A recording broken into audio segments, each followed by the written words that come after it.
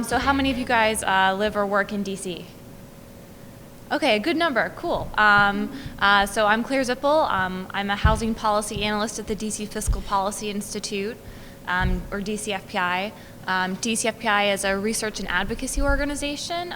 We focus on a variety of issues and programs that help low-income and moderate-income folks in the district. So we work on a lot of issues in addition to affordable housing, workforce issues, education, homeless services, things like that. But I focus entirely on affordable housing. And our approach at DCFPI is to look very closely at DC's budget. We have a $13 billion budget in the District of Columbia. Around $8 billion of that is our local tax dollars at work. So if you buy like a sandwich in DC, you are contributing to our budget with the sales tax.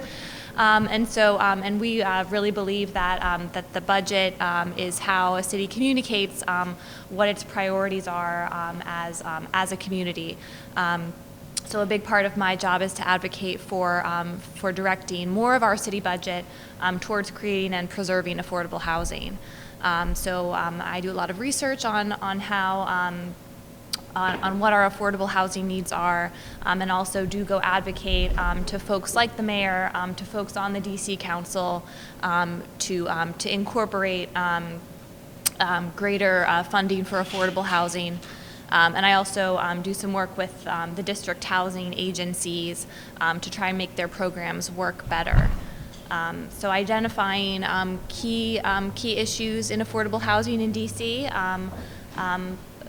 Some of you guys may be familiar with the fact that DC in recent years has really stepped up our investments in affordable housing. We have a housing production trust fund that Mayor Bowser has funded at $100 million every year for as long as she's been mayor, and that's been her commitment, which has really been a powerful step towards recognizing that this is one of the biggest issues that affects our community, not only in terms of the health and stability of our residents, but also in terms of our economy and our workforce. Because if people have to live 2 hours away in order to get to their jobs in DC, they're not going to be able to do as well as work, and that reverberates throughout the whole community. But that said, the $100 million Housing Production Trust Fund is just a step. It's a down payment on what's needed. The scale of the problem is huge. And so one of our biggest challenges is exactly how do we build public will to scale up even beyond what we're currently doing as a city, so that we can really tackle housing like we tackle schools, like we tackle public safety, because it's just as critical a part of the infrastructure of our city as other things that we've prioritized. Perhaps I'm a little biased because I do a lot of work on the DC budget, but I would really encourage all of you who live or work in DC to get involved in advocating to the mayor and the council around our budget.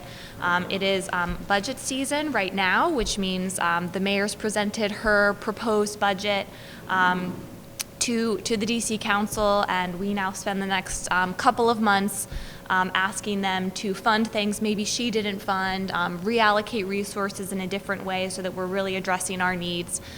There will be hearings in the coming months, and a lot of behind-the-scenes work that anyone can just walk into a council member's office and talk to someone.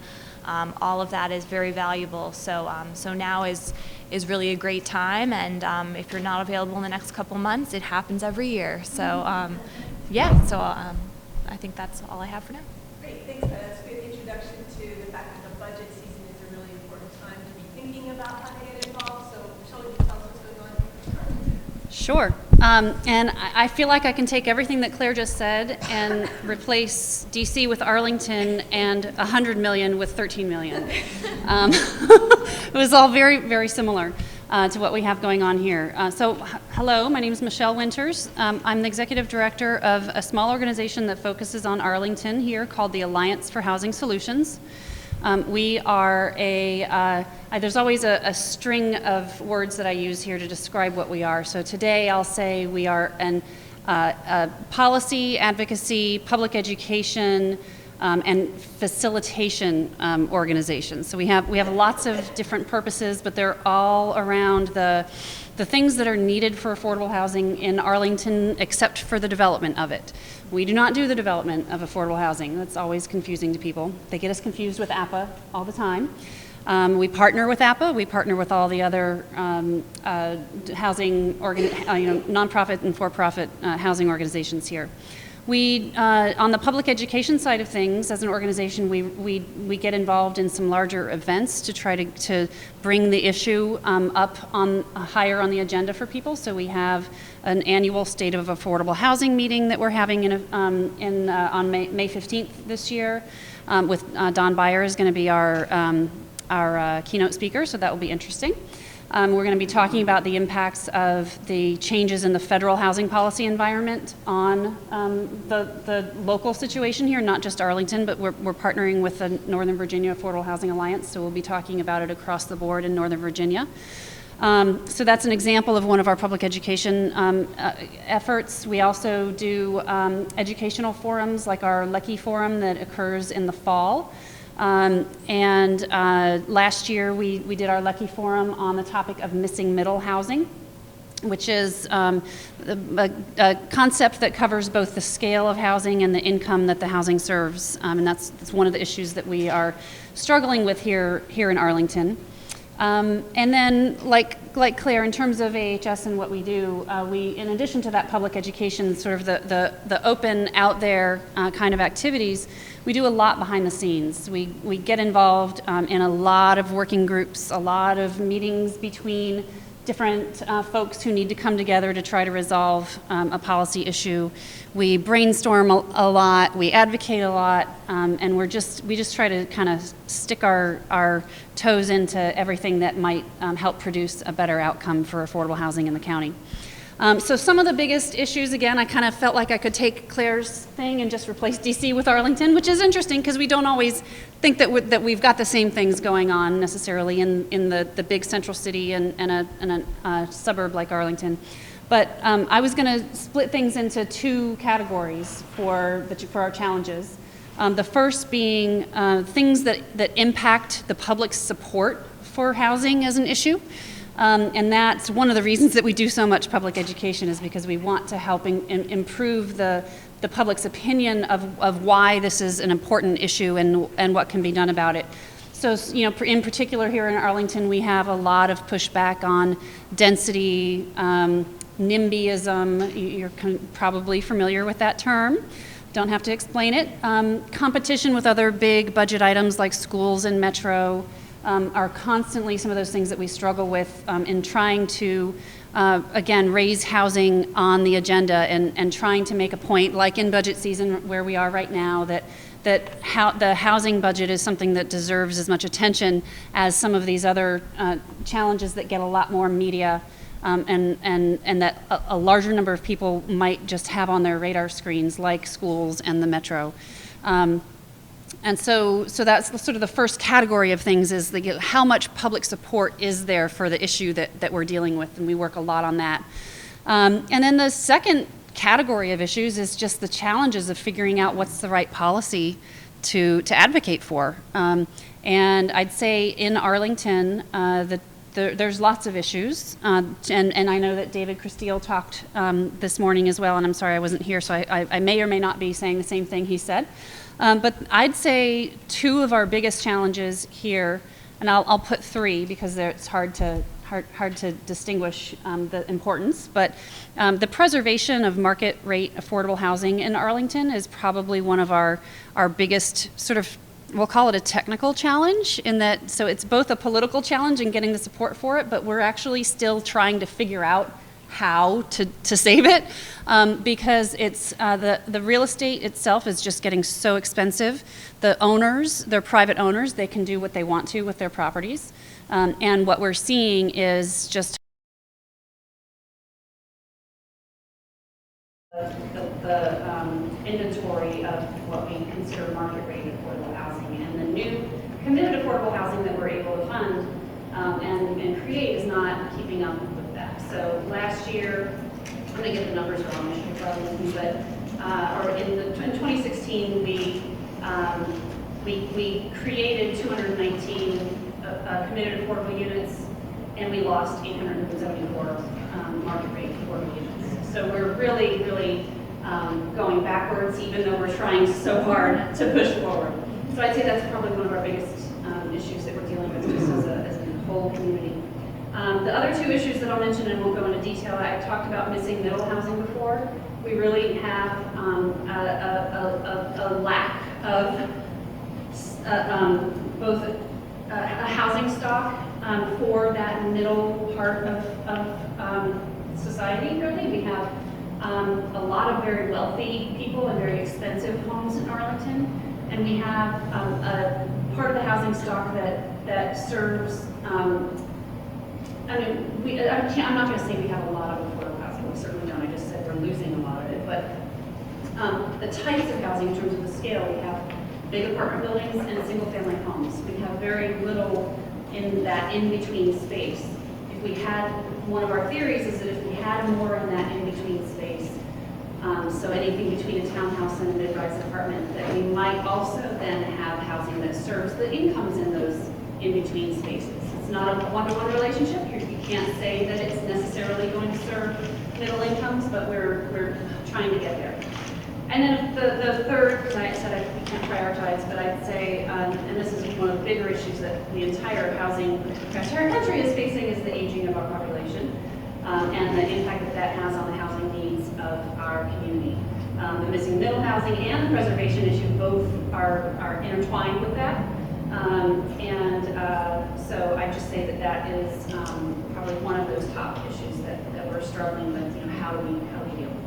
I have lots of opportunities for participation. If you want me to keep going a minute or two. Take another minute. Okay. Sure. Well, one, I would love to invite all of you who are interested in what we're doing to join our listserv, because we regularly send out updates on what's going on. 2 weeks ago we sent the 5 actions in 5 days. You know, what can you do to support what we're trying to achieve in affordable housing in Arlington. We send out links to all of the multitude of engagement opportunities that we have here in Arlington. It almost seems like too much engagement sometimes because it's hard to keep up with what the county is asking us for input on. We really try to keep everybody up to speed on what those opportunities are and help the public and everybody on our listserv know what's going on. If you're really into affordable housing, AHS manages or coordinates what's called Housing Arlington, which is a group of advocates that gets together once a month and talks about what the latest issues are, and sort of brings it out of the listserv world and into people sitting around the table talking about what we can do together and what some of our joint advocacy opportunities are. So that's sort of currently an invite-only thing. If you're interested in being invited, definitely let me know. And then, I mean, the rest of the things that I had on my list were very generic. I'm looking around the room and thinking, you guys know this already. Join your civic association. You know, I mean, so I'm not going to bother to go through all those, but it is amazing to me how many people are interested in things but then are not involved in things as basic as their civic association, which is a big deal here in Arlington. Things kind of start there and then they kind of bubble up. But it is budget season right now, so I'll mention that and other actions that are going on. We've already had our public hearings, but the survey forms, which are bigger and bigger deal here in Arlington, they're always putting out these online forms for filling out your opinions. I don't know if anybody reads Arl Now, but you know the comments section in the Arl Now thing, which you're not really supposed to read, and we're one of the people that the article was about. That's kind of what the county is doing for their public input process now. They put out surveys where the comments are open for everybody to see. So there are people commenting on those forms about that they think that affordable housing isn't necessary. Well, that means that we need people who do think that affordable housing is necessary to get on those forms and comment about how important it is, because it's not just commenting to the county board, for instance, you're commenting to all the people who read those comments. And so I think it's really important for us to have a pro-affordable housing message on all those, essentially message boards is what the county has created. Like I said, they're all now comments. So we can talk more in detail about some other things, but I'll pass it along. That's great. So thanks so much. So we heard about some advocacy, some budget. We'll hear a little bit about your work in Prince George's County, getting sort of drilling down to some real on-the-ground efforts, and how people might be able to become more aware of those efforts and be more involved. Okay, thank you, Lisa. I'm Maryann Dillon. I'm the Executive Director of Housing Initiative Partnership based in Hyattsville, Maryland, and also with offices in Montgomery County. And I don't feel like I can spoke what you guys said. In Prince George's County, we do have a very different situation, actually. So Housing Initiative Partnership is an innovative, green, nonprofit housing developer and counseling agency based in Prince George's County. We're dedicated to revitalizing neighborhoods. It creates housing and economic security. We use the word security instead of opportunity for low and moderate income households and provide services that improve the quality of life in the neighborhoods we serve. We use the word security because it's one thing to get people into housing, it's another whole thing to get them to keep their housing, to be able to sustain it for the long haul, and that's a really big focus that we have as an organization. So our main programs are, we have the housing development side of the house and the housing side. So on housing development, we have a single-family program where we acquire vacant, distressed single-family homes, mostly in the inner ring suburbs in neighborhoods of Prince George's County. We do gut renovations, very high energy efficiency, renovate them to a very high standard so that they really stand out in the neighborhood and they can inspire others to also invest in that neighborhood. And then we sell them to first-time low-income home buyers. We have just recently bought, I think, our 75th home, and we bought about 25 of those homes just in the last 4 years. We really ramped up what we're doing with that. We also develop multi-family rental housing using something called the low-income housing tax credit, which may have been mentioned this morning. It's the primary tool that developers use to develop affordable housing. And fortunately, it really has strong bipartisan support in Congress on both sides of the House. We're all nervous about tax reform, but we have been kind of reassured that everybody loves the low-income housing tax credit, so that tax credit will be preserved. But obviously, if tax, if taxes are lower for corporations, those become much less valuable. So that's the big risk we're facing. We also have a housing counseling program in both Montgomery and Prince George's County. And we help people buy homes through a HUD-certified pre-purchase counseling program, an 8-hour workshop, and then one-on-one coaching if people need extra help to get ready for buying. We have foreclosure prevention, which, as you can imagine, was a huge growth industry a couple of years ago. It's fortunately winding down, but it is still way above average, especially in Prince George's County. It is still a very active part of our program. We have financial capability. We had started our financial capability program through our foreclosure prevention because we realized that if we were able to save the family's home, that's great, we dodged a bullet, but guess what? You're not out of the woods. You got yourself into trouble. We want you to work with us for free over the next year while we put together a financing plan and a budgeting plan and coaching for you to make sure that you sustain that housing permanently. And then finally, in the last year, we took that financial capability work and we extended it to renters. So we now have a rental counseling program in both counties. And in Prince George's County in particular, we've been working with the Department of Social Services on what's called the Rapid Rehousing Program. And this is a new HUD program, and to be honest with you, it's really about saving money. But it is a very short-term picture where we will take a family that lives in a homeless shelter, that has some promise of being sustaining on their own, help them get into permanent housing that hopefully is affordable. There will be maybe 6 months or 1 year of some housing subsidy that declines every month to help them get on their feet, and then we provide very intensive financial coaching to them over that year. We've helped 35 families in the past year. The first couple of those families are now starting to roll off and starting to live independently without any kind of support. So we'll be tracking these folks long term to see how this works. That's very little subsidy for people. It's a very short time frame for people to be able to stabilize themselves. So we will see what happens. But at this point, we're now serving the whole spectrum of needs, from homelessness to home ownership. So I'm very proud of that. In the past year, we sold 5 houses. We had 6 more in development. We completed construction of a 100-unit rental apartment partnership with the for-profit developer, and we just started leasing up last month. We developed and sold the first passive house in Prince George's County, which is a house that is designed in a way to use very little energy. And we're very proud of this house. We're going to be replicating it elsewhere. It's built in Fairmont Heights, which is an historic African-American community in Prince George's County. And the homeowner, single mom with 2 kids, her utility bill for everything is $58 a month. And so we're very proud of this house. It's very, very nice, and we'll be replicating it. We helped 66 homeowners, low-income homeowners in the county, improve their homes by taking renovations that we oversaw. And we also counseled almost 1,500 individual families through our various housing counseling programs. So that gives you a sense of the scale that we're working at. The biggest housing issues, and I'm going to focus more on Prince George's County with this. While home values in Prince George's County have increased 11% in the past year, it's the highest increase in the DC metro region, housing values are still below the Great Recession level. They are still below what they were in 2007, 2008. The median value home in Prince George's County is only $277,900, and that's as of the last month.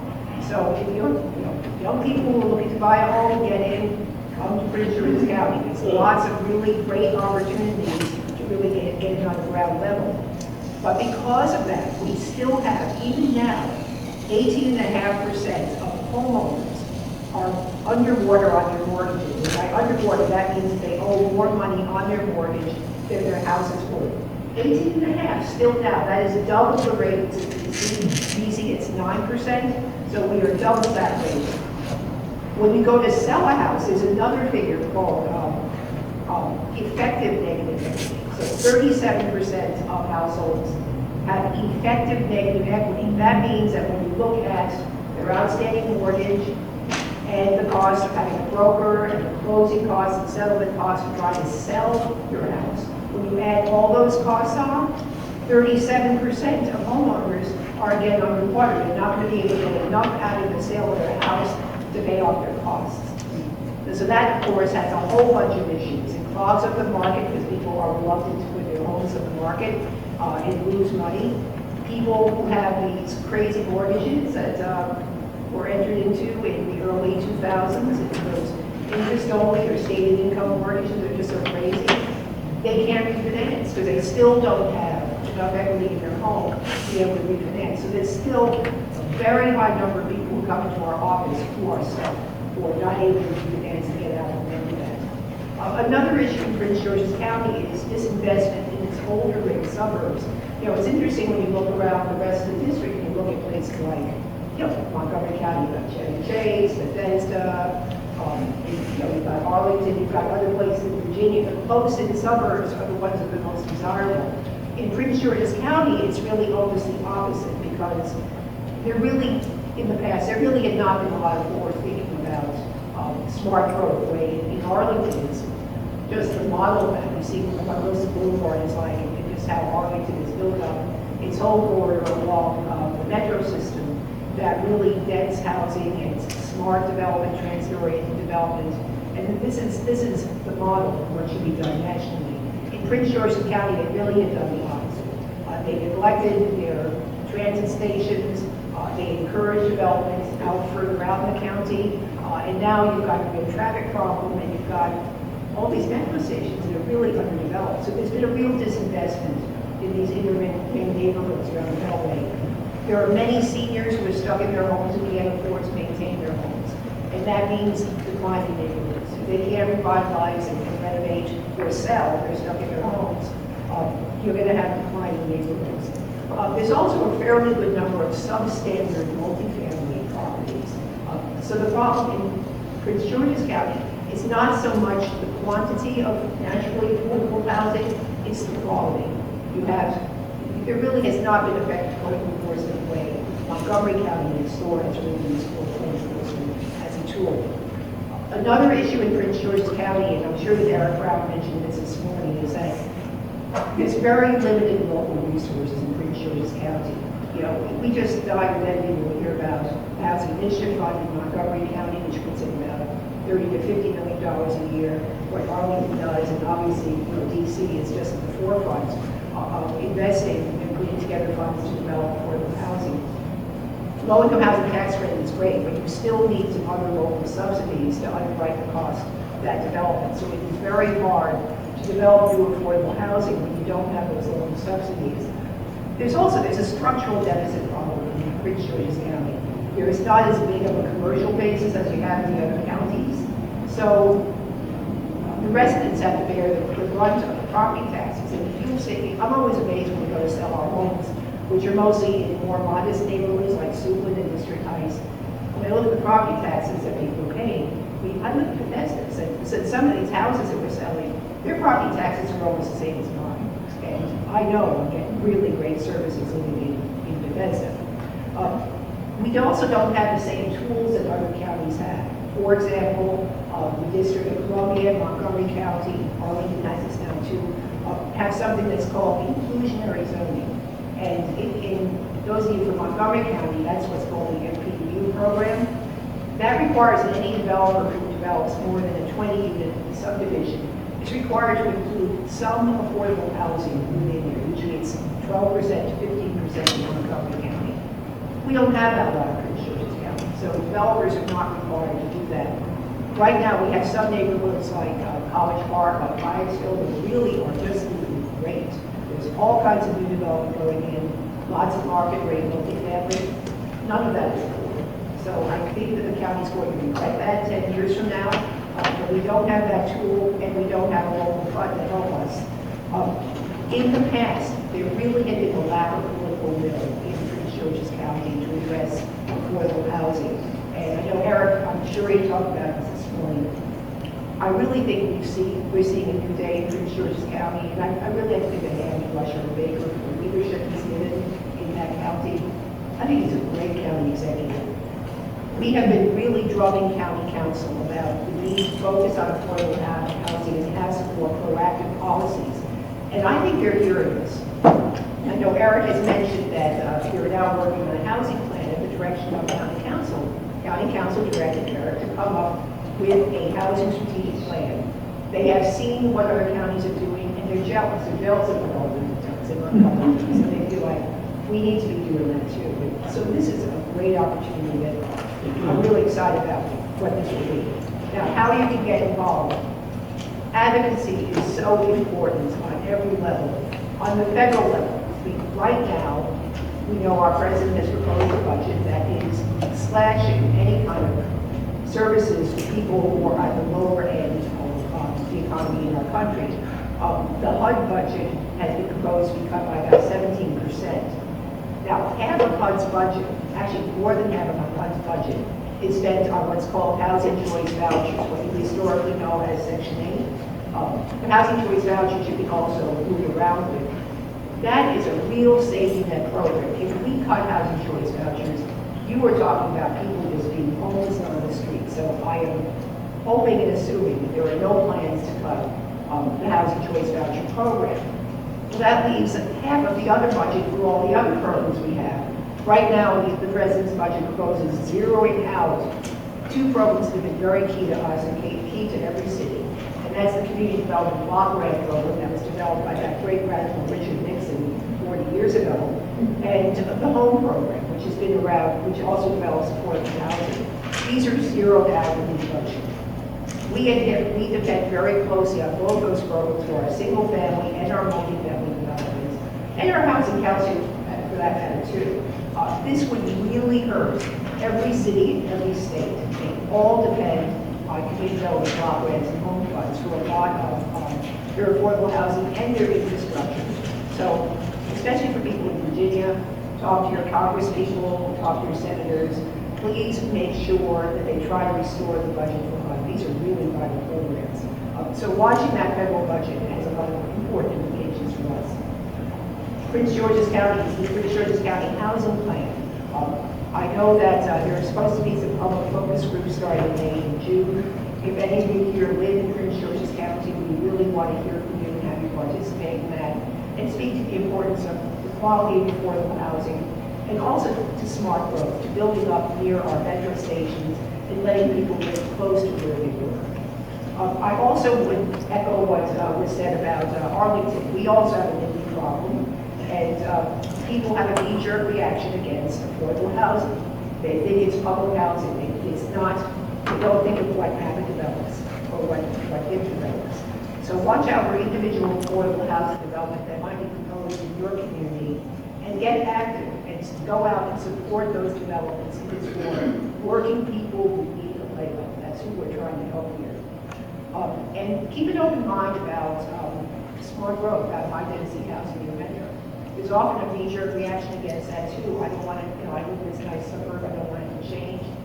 That's what makes Arlington great. That's what makes Arlington so vibrant, is the fact that they have high density housing near transit.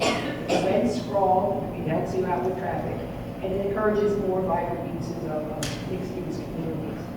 I also have some literature over on the side there. This is our 25th annual report. It's now 2.5 years old, but we have an awful lot of these in stock, so please before we get to our 30th. I'll take questions at the end. Thank you very much. Well, thank you very much and for the opportunity. And special thanks to Rob Goldman, the banana peel that I placed in front of his house this morning. Seems to have worked. And I'll speak briefly here.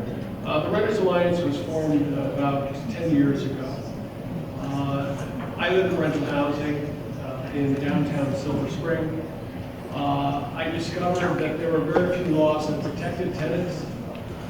We put together a petition of over 1,000 signatures asking for some form of rent stabilization, an end to month-to-month lease fees, some form of just cause eviction law, and a committee to look into rental housing issues and study them. We submitted that to County Executive Mike Leggett, and he being a 40-year politician with some experience, which of those 4 do you think he chose? So he put together a task force called the Tenants Work Group and asked me to chair it.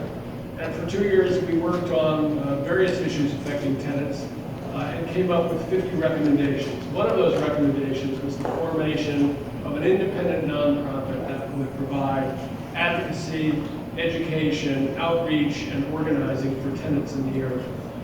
As I mentioned earlier, upwards of 40% of Maryland, and perhaps nationally, of residents live in rental housing now. It has changed dramatically from the model of going to high school, graduating, either going into the trades, and then renting a house until you own, or going to college and then renting a house until you own, to now actually coming back to renting a house for your whole life.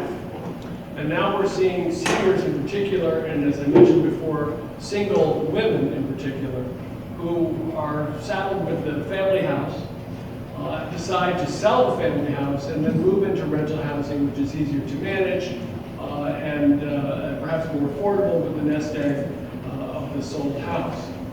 But what we are seeing more and more at places like Montgomery is that people are finding that their housing is not stable, that their rent can go up any amount without any regulation whatsoever. Sometimes 10, 20, even 30. We've seen 60% rent increases in a single year, which means that for some people you're priced out of your home. We have an absence of what's called just cause eviction law, which means that a landlord, and we've seen this across the board, can decide now with just 90 days notice that you're no longer welcome to stay in your apartment, and you have no recourse. They simply don't tell you why. They just say, we're not going to renew your lease. So people are intimidated. There's a chilling effect. You don't know whether you're going to be priced out or whether you're not going to have your lease renewed. We've seen this happen for middle and upper middle class families. People, I think I was mentioning at lunch, there's a building in Bethesda, people paying $3,000 to $5,000 a month. These senior citizens who are retired judges and doctors and lawyers and professionals and ambassadors, and they moved into the apartment building 15 years ago when they were 65 and now they're in their 80s. And they don't want to say anything. They don't want to say that the services are not what they were. They don't want to complain that the rent has gone up too much. They don't want to complain about anything because they're afraid they might not get renewed. With that being the case in a wealthy community of people with means and ability and education to deal with bureaucracy, just imagine what it's like on the lower end of the scale for people working 2 and 3 jobs, with families crunched into small apartments, people who are immigrants who don't understand the culture and have many reasons to be concerned. So that kind of sense of instability, when more and more people are living in rental housing, has very high costs to our communities. We recently passed legislation in Montgomery County, the first time in 40 years, that the county has put together a rental protection package. It was very modest. It was based on our recommendations from the tenants work group. But we had a number of people testify. One person who testified is a woman by the name of Jill Ortman-Faust, who's on the school board. She testified in favor of this legislation because she saw that in many schools in Montgomery County, one of the wealthiest counties in the United States, that upwards of 30% of students in some of our schools were moving from school to school because they were losing, their families were losing their apartments or had to move because they couldn't afford this apartment or that apartment. So we define affordable housing in much more broad terms than many folks who discuss affordable housing in these kinds of forums. We believe, as I said before, that affordable housing policy is the ability of people to afford their housing, no matter where they are on the economic spectrum, because housing is so important. It's not just important for poor folks who need a subsidy, which is important. It's not just important for folks who need some kind of assistance or some kind of voucher. It's important for all of us. It has a huge impact on community prosperity and has a huge impact on the costs, indirect costs. When those children do not do as well in school, Montgomery County has a $5 billion budget. Half of that budget goes to the school system. That's an expensive school system. When we put kids in school and they don't do as well as they should have because they had to move from house to house, that's a cost. So then we end up with other costs. Maybe they don't get the job that they should have gotten, and they don't pay the taxes we would have gotten later on. Maybe they end up in jail and start costing us money. So community stability, safe, affordable, quality housing is very, very important, not just for the house and the home and the family, but for the community in general. So our organization does general outreach and education to tenants about rights and responsibilities. We actually work with some landlords too to talk about rights and responsibilities. We advocate at the state level and in the local level for policies, legal legislation, as well as policies that protect renters, including the process of complaints, which we find extremely cumbersome, well-intended, but extremely cumbersome. To mediate a dispute for a tenant in Montgomery County could take weeks and months for the most mundane of disputes. While the landlord is secure, the tenant has his or her housing in the balance. In my building alone, the landlord had failed to pick up garbage and do some regular maintenance. The Tenants Association argued to get it done. There was a contentious relationship, and at some point the landlord had issued a renewal notice for rent increases that was improperly formatted, and the tenants decided that they would exercise their right to say, hey, look, we're not going to pay this rent increase because the law says you have to say what the rent was, what it's going to be next year, what the percentage increase was. That's required by law. So they said they wouldn't pay the increase. 8 years later, the tenants won $27,000. 8 years later, and some of them had died. So the process of mediating disputes is too long, and it needs to be repaired. Recently, in this last legislative session in the state of Maryland, there were at least 3 bills to help tenants.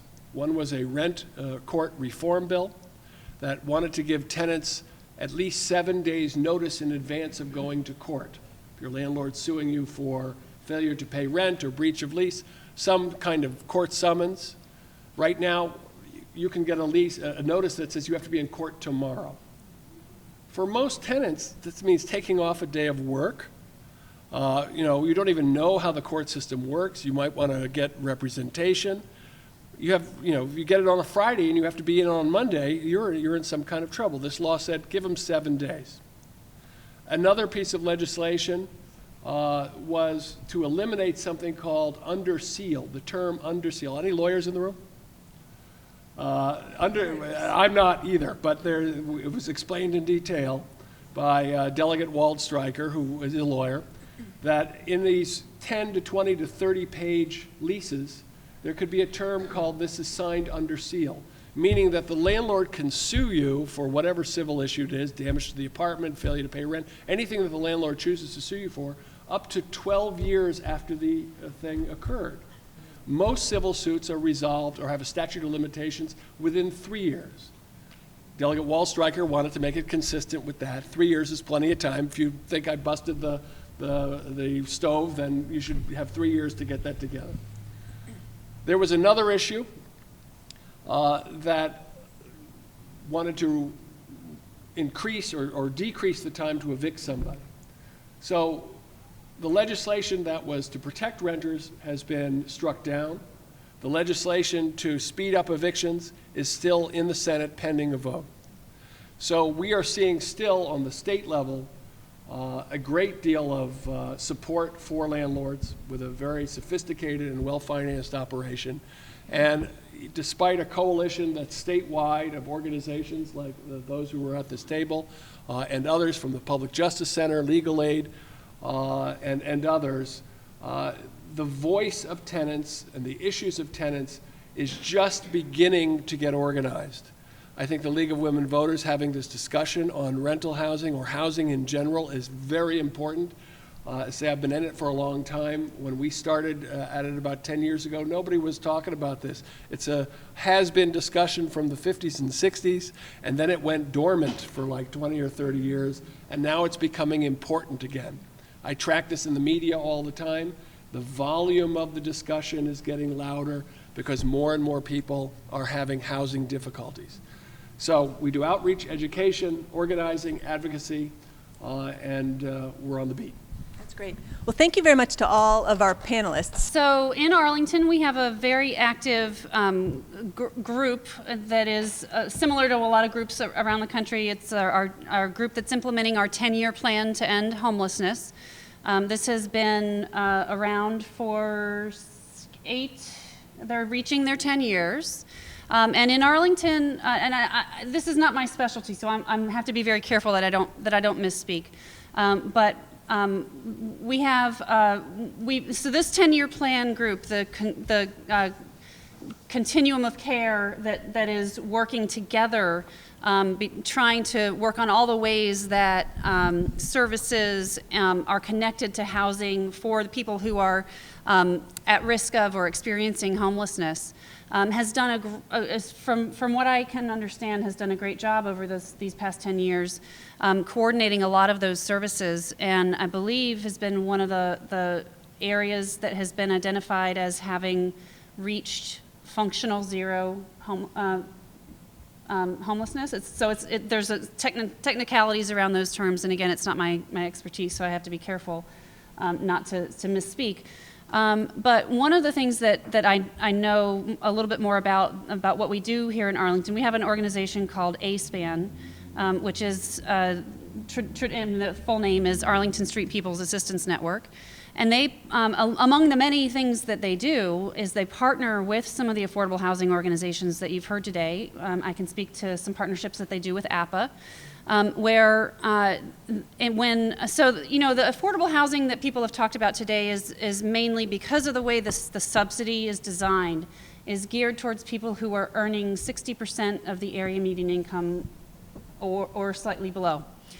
That's obviously not meeting the needs of somebody who is coming out of homelessness. And so it's always a struggle when creating this housing or when preserving this housing to try to preserve a few units or create a few units within each development that do have the lower income thresholds to be able to serve. And what ASPAN has done in partnering with APA is to, when they have a new opportunity to create or preserve a property, they carve out a wing or a few units that are designated specifically for ASPAN clients. And they sort of have a supportive, it's not a full development. I mean, it's just part of it's a few units. The one that is underway right now is going to be done as a part of the preservation of some of the apartments in Westover in Arlington.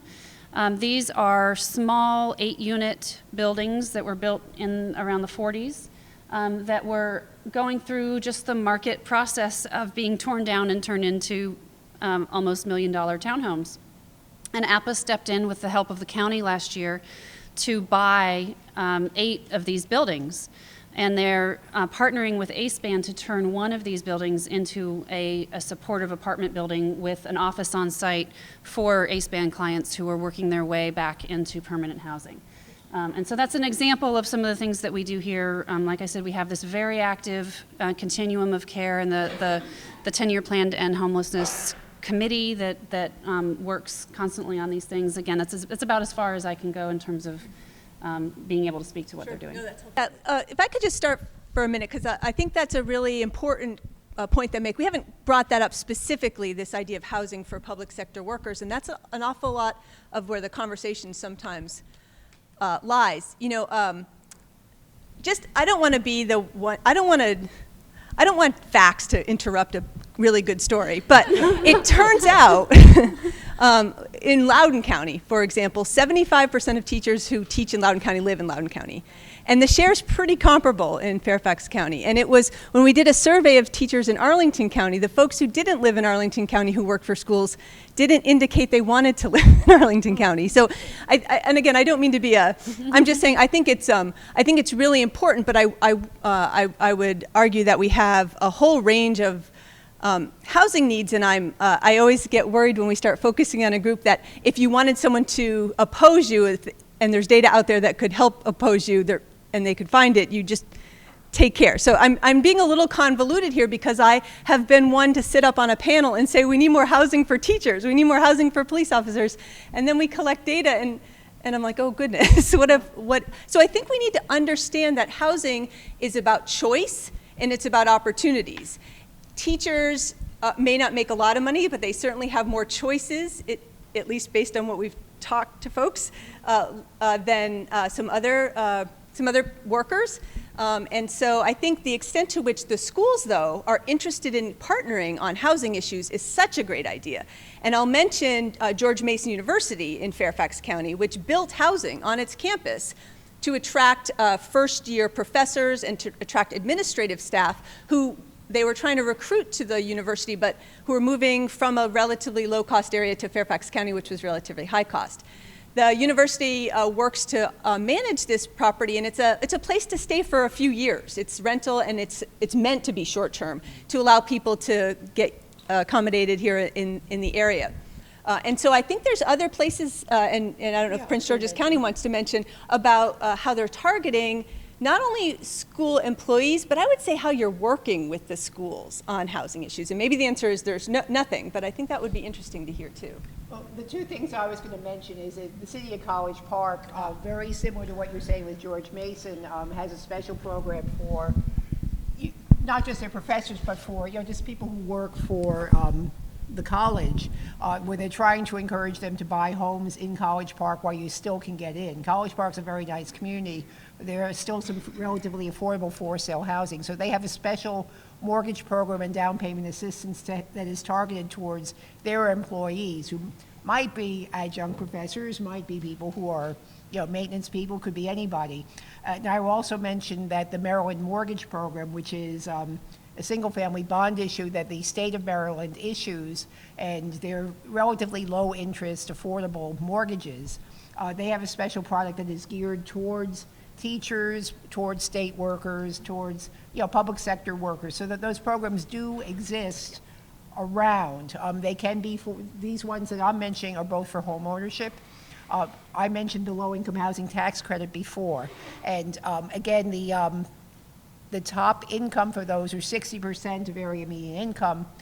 That's a pretty high income in this area. So for a family of 4, that would be an income of about $62,000 to qualify for that.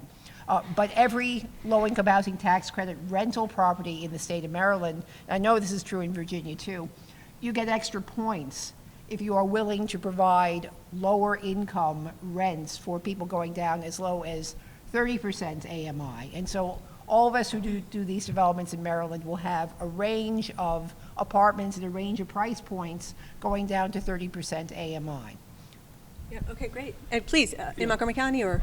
Well, I want to make 2 points. One is that we're seeing a lot of diversity in housing choices and a growing diversity. We've seen recent articles in the Washington Post about the micro apartments and also accessory apartments. That is, people in large houses who are now turning their downstairs into an apartment so that an elderly relative could move in or so that they could make a little extra money. So we're seeing a lot of that. Of course, again, the Renters Alliance interest is not in building our way out of these problems, but actually the relationship between the people who live in whichever apartment they choose to live in and the stability and their landlord and that relationship.